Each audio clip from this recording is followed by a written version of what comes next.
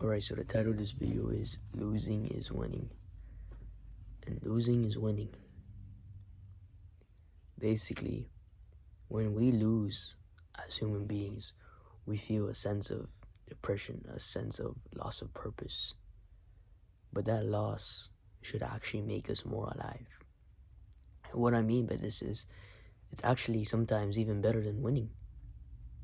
Because if you're losing, it gives you actually a sense of purpose, a sense of direction.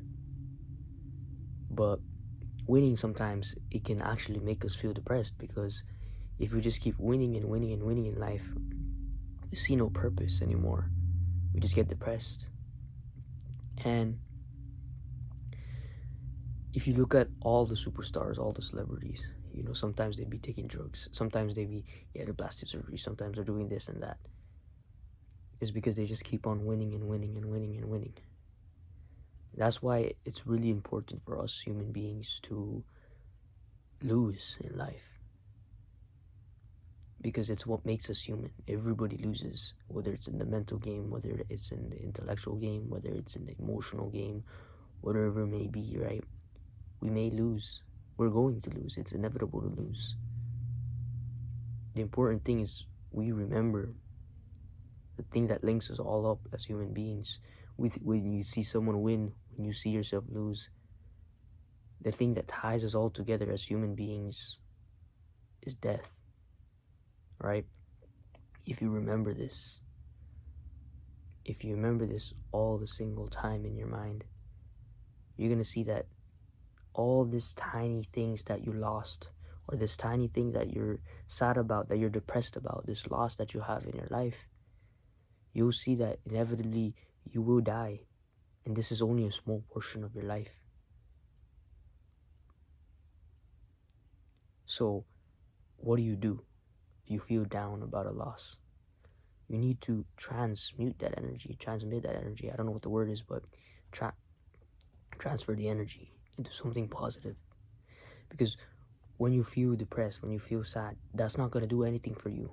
You must have the mindset in yourself that if it doesn't benefit me, if it doesn't make me better, then why have that as a mindset, right?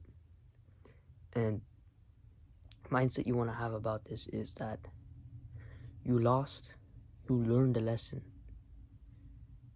If you lose, you should remove that mind in your head. You didn't lose, you just didn't win, right? You that might make you sound delusional, but it's the mindset that you want to change it into. Because nowadays people say that you lost, and what does that mean? Like, you lost in life, you're depressed, and now you don't know what to do. It just gives you a sense of progress. It's a sense of progress, because you're able to see what you did wrong, you're able to see what you can improve on, you're able to see what trajectory you need to go to. It's important, because it's what humbles us. It's what makes us push forward. Because if we keep winning in life, right? Imagine this, if we kept living in life, what ends up happening is that we become complacent. And once we become complacent, we start to take what is that word called? We start to take advantage over things. We start to become ungrateful. We start to become depressed.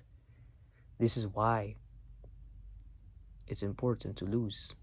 I'm not saying to lose on purpose. What I'm saying is, this is the mindset to have when you do lose, right? Strive to win, but when you do lose, have this mindset.